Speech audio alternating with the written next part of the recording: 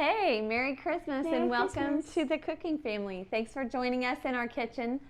And we're so excited to show you one of our favorite Christmas treats. It's been a little while since we've made a live video, but we're excited about what we have in store and just wanted to show you some of the pleasures of cooking together with your family and everything that it takes to bring a meal to the table and to bring treats and joy into your home through food. So the treat we're going to make today is peppermint bark, and it's one of our favorites. This is all that's left from the batch that we made the other day. So we're going to make a little bit more, and it's a super simple treat to make with kids, and it's very delicious, and it's really a fun way to get kids involved in making some treats at Christmas time. So the ingredients that you'll need to make peppermint bark are candy canes, just regular peppermint candy canes. Actually, this is the box that they come in. You'll need dark chocolate. I like the 60% dark chocolate that you can find. You can find at Walmart, Aldi. And then white chocolate. And I'll tell you a little bit. I like these white chocolate bars because the white chocolate chips at Walmart or anywhere else that I find, even the Ghirardelli ones, are mostly palm oil, and the bars are the only ones that I've found that have cocoa butter instead of the palm kernel oil. So find these and it'll be better quality. You'll also need 2 separate spoons and 2 separate bowls to melt your chocolate in. We use, what is this? Meat mallet. We use a meat mallet to smash the candy canes. That's a fun job for the kids.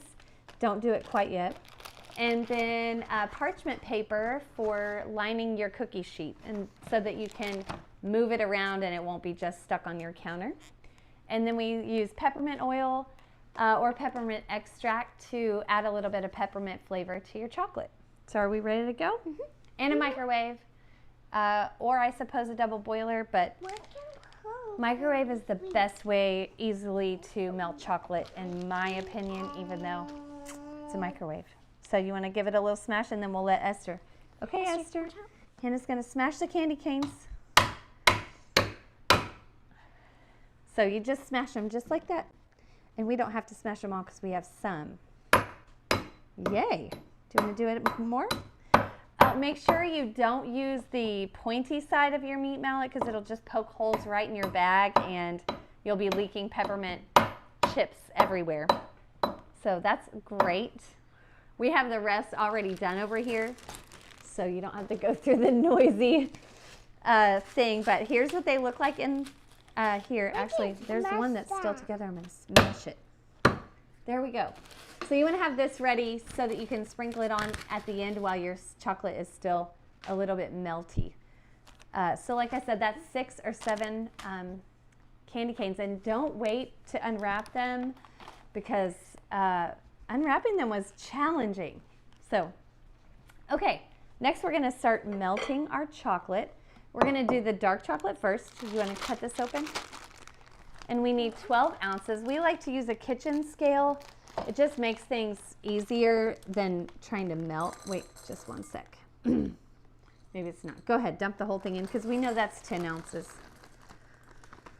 You can find this recipe at our website, thecookingfamily.com, and you can also adjust it on there. So if you need more or less, you can adjust the number of servings and it'll automatically do the math for you.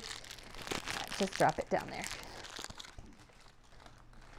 Okay, so now we just need 2 more ounces. Tell me when to stop. We have a scale. No, it's, wait. Because that bag was 10 ounces. So we're just measuring. It really doesn't even need to be precise, honestly. There's the rest. Okay, so now we're going to take this over to the microwave. You are going to want hot pads because this gets really hot. And you want to stir frequently and so that your chocolate doesn't get hot spots in the microwave.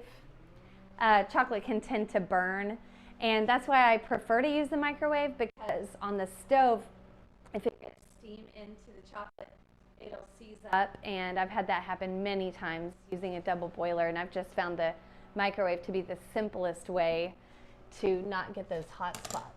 So I'm going to get my spoon. I waited about 20 seconds on high. You can also do a lower temperature, but if you stir it frequently, it'll be okay. And it's just going to start to get melty. There you go.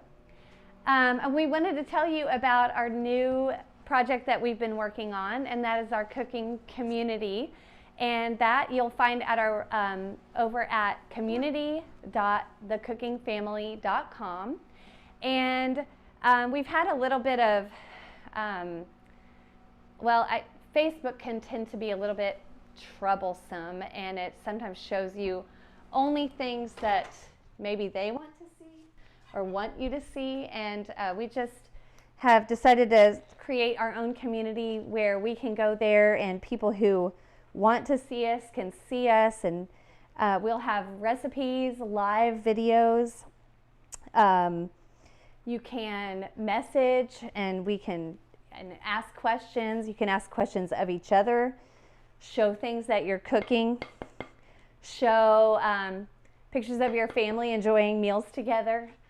And so our goal for that is just to have a fun community where we can talk about food and enjoying meals together with our families. So that's at the community.thecookingfamily.com. So far we've done 1 whole minute on high in our microwave, and you can see it's getting pretty melty right here, but we're not there yet. Trying to get this. Hannah, will you grab a spoon out of the drawer so we can shove this off? There we go. That's good. So that chocolate will melt also, and it's going. Thank you, babe. Welcome. Okay, so what else has been going on? We have been still milking our cows. How many cows? Tell them about our cows, Hannah. We have 5 cows. 2 of them are, one of them is stillable. What? We have 2 steers. We have 2 steers. Which we are raising for beef. 2 cows and 1 heifer. That's right. What's a heifer? Do you know? It's a female cow who hasn't had a baby. That's right. Female cow that has not had a baby yet is a heifer. Okay, now you can't feel it, but this bowl is really warm and the chocolate is warm.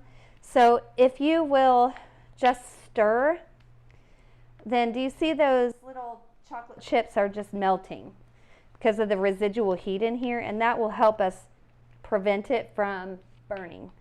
So I did forget something. So while that's kind of melting a little bit more, I forgot to get my cookie sheet ready. Here's the cookie sheet. And that's just so you have something to move it around on so it's not in your way later on. This parchment paper, I don't know if you've ever bought parchment paper at the grocery store, but it is extremely expensive at the regular grocery store. But if you can go to Sam's or Costco or get your friend to go there for you, it is much more affordable, like a fraction of the price. Okay, do we still have any chocolate chip blobs in there? Let's check it out. There's one little chocolate chip blob, not very many. It's looking great. Okay, I'm going to stir it. I could use like a little spoon rest, but I'm going to set it on the clean counter. Okay, so now, Hannah, do you want to start spreading or do you want to pour out of the bowl? I'll spread. Okay, so I'm going to pour this on, but I'm going to save just a little bit for the top. And this will spread out a lot. Okay, there you go. Now, Lydia, will you work on scraping that down into one blob?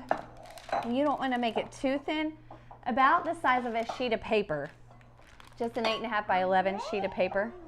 And this is an offset spatula, So the beauty of that is that her hands are not getting, like if you just had a flat butter knife or a flat spreader, your knuckles would be getting in the chocolate. So it's good to use this. If I had thought about it, you can put cooking spray down on the cookie sheet. Don't go quite so big. You want it to still be kind of thick, and just try to go to this corner and down to here. There we are. That looks pretty great. Okay, I'm going to smooth out this one little blob. Okay. Smooth out this one little blob.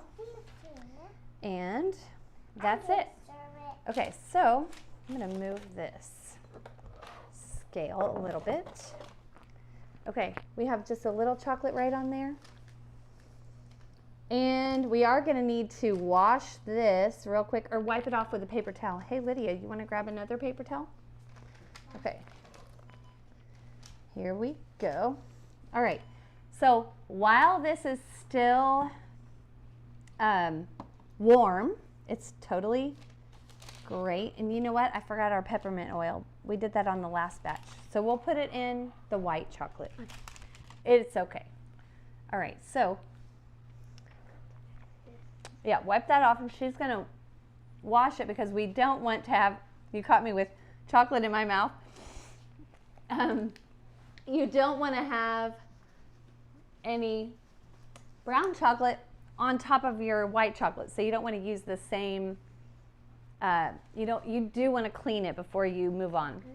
Yeah, she wiped it off with a paper towel and it came perfectly clean. Thanks to her not licking it. Okay. So now we'll do our white chocolate, and we're not going to forget the peppermint oil, right? Remind me. Yes. All of it. You want 12 ounces of white chocolate. So Lydia, Hannah, you want to open one?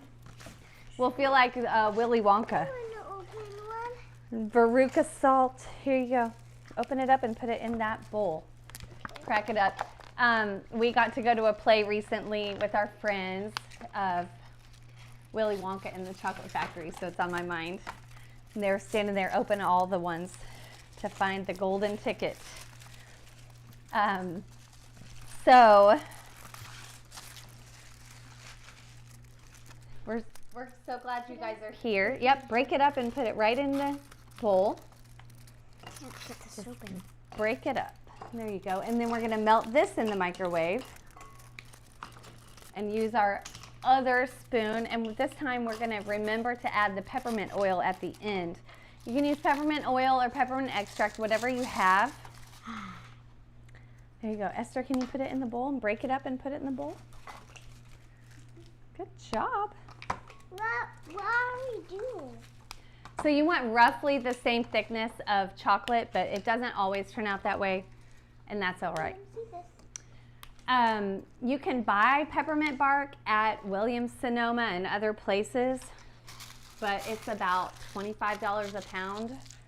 Maybe that was before inflation, I don't know.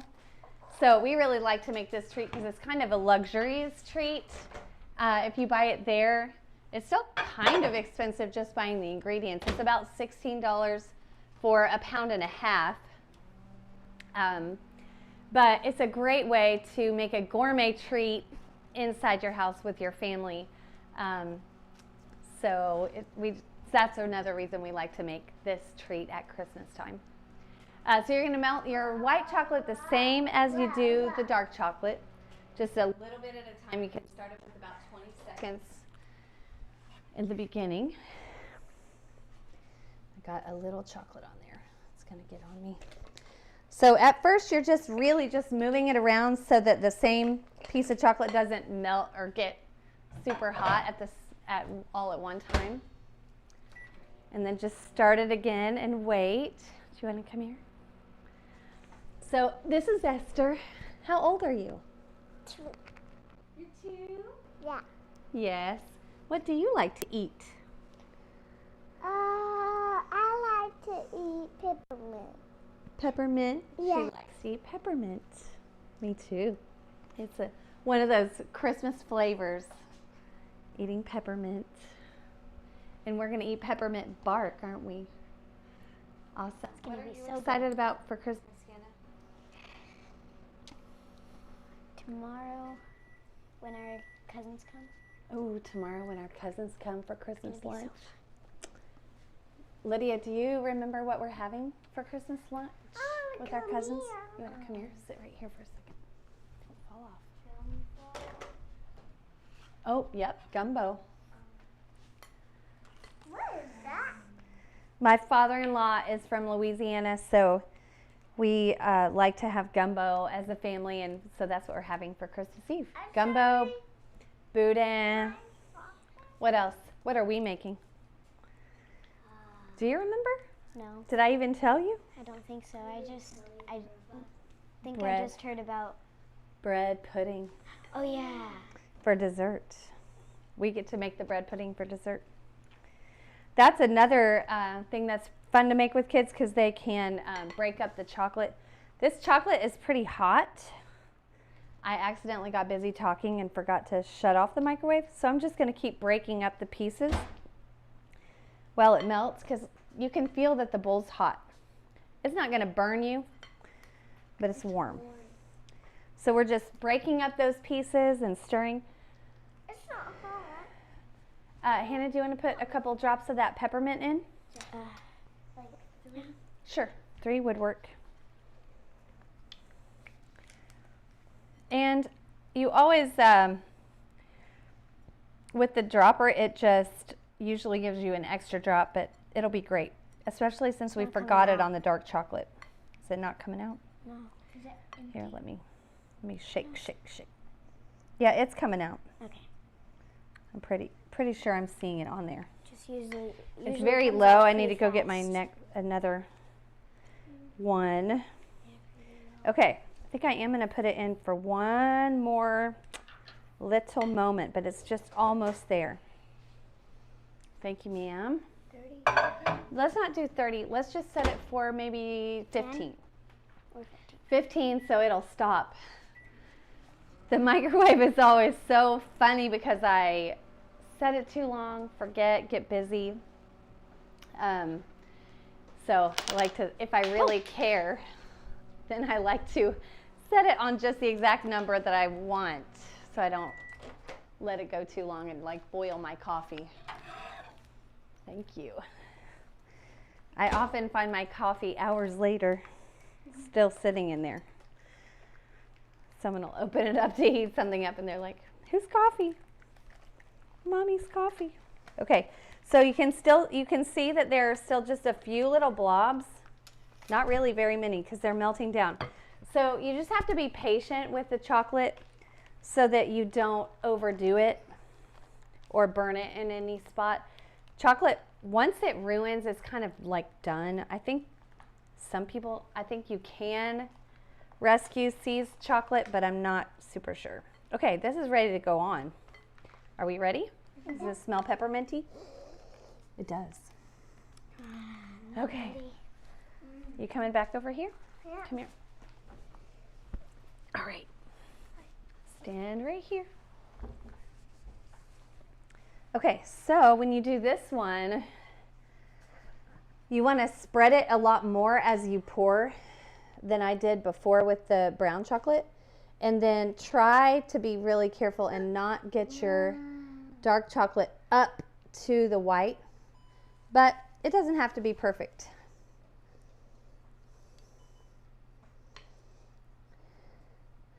You're doing great, girl. Because if you get white chocolate swirl, that'd be totally beautiful and delicious. Okay, I didn't get that last little bit spread very much. That's all right. You know, I come from a long line of perfectionists, and having children in the kitchen has really helped me kind of learn to not. You'll do it? Okay, let me help you. Learn it doesn't have to be perfect, and it is okay. Here, I'm going to spread this out, and as I say that, she wants to help. Because that dark chocolate is soft under there, And the reason we do it while it's soft, you're doing great, Esther. The reason we do it while it's soft is because anytime we do it, like we've let the chocolate get hard first, there we get a little swirl, and that's all right. The white chocolate and the dark chocolate don't bond together, and then it ends up being like it'll crack apart, and it won't be one unit, if that makes sense. Is that making sense? I'm gonna go this way. There we go. Oh, this smells delicious. It looks delicious. Mama, And it really is okay. Speaking of perfectionism, it's okay if it's chocolate with peppermint. That's not a big deal. And it's okay if it's not exactly the same thickness all the way through. And it's okay if it's not a perfect rectangle. Mama. Let the perfectionism go. I am continuing to learn. Okay, so we're in Texas, and it's really warm and humid right now. So the candy canes were actually sticking together really bad. Okay, sprinkle it on, ladies. Well, why don't you take handfuls? And I have found that if you sprinkle from higher up, it kind of spreads nicer. Esther, do you want to sprinkle some more? Wow, it looks beautiful. Now, this is one of the treats that we always leave out for Santa on Christmas Eve. Well, we leave all our treats out, but We leave all of our treats. What are all of our treats? there is Can you fruitcake put some over on the edge? squares, which, yeah, there's fruitcake squares. It's like fruitcake, except the fruitcake is on top, or the fruit is on top. And then we have peppermint bark, of course. Mm-hmm. Mint brownies. Mm-hmm. They're really good. There's like a layer of chocolate, then Mint frosting, Mint green mint frosting. and then Okay, I think that looks like enough more to me. Do chocolate. you want to put a little more on that corner? And then there's more chocolate. Okay, finish that. And then there's cappuccino flats, Oh, those Which are. is I think like- those are my favorite. which is like coffee cookies dipped in chocolate. And then there's cranberry bliss bars, Mm-hmm. which are so good. Yeah, you can find cranberry bliss bars at Starbucks, and those are pretty pricey. Okay, so here's why I saved the extra chocolate to drizzle on the top. So I'm going to do it. I'm going to hold it up high, and the extra chocolate is still kind of, oops, there I got a blob. But we're just going to drizzle it over. And just kind of do your art there. And then, of course, each piece is going to be its own gorgeous, unique little piece. And we can go crossways if we want. Do we want to go the other way? Sure. Just lay it on there. Lovely. That was a big blob. It probably Because has the cooled other off enough that it's more likely to come out in a blob. So you could probably heat it up a little bit more if you want. Or another thing that I learned from one of my favorite chefs, Alton Brown, he keeps a heating pad to keep his chocolate warm. So I might, where's our little spatula? I could just leave well enough alone, but I think I'm going to spread this out a little bit so it's not quite so biggy blobby. And that'll just be like an Oreo piece. So there's our peppermint bark. The next step is what? Do you know? To put it in the fridge to cool. If you're in a super hurry, you can put it in the fridge to cool off. We're just going to leave it on the counter because we don't have any place to take it. And then you snap it apart into the size pieces that you want. I'll show you, and you can, you can make it big pieces. That's a pretty big piece. And then it just snaps. It just snaps apart, and you can Here's a make it little into tiny the piece. size pieces that you want to offer out. So that's the peppermint bark. You want a piece? Yeah. You can snap it. You can eat it. You want a piece, Lydia? Sure. All right. So here's our peppermint bark. So we would just want to wish you a Merry Christmas, and we want to invite you to come check out our community at community.thecookingfamily.com, and go to our website to find the recipe for peppermint bark, and a lot of other recipes are on there. Is that mine? This one's mine. And we just hope you have a wonderful Merry Christmas and a Happy New Year. We'll see you soon.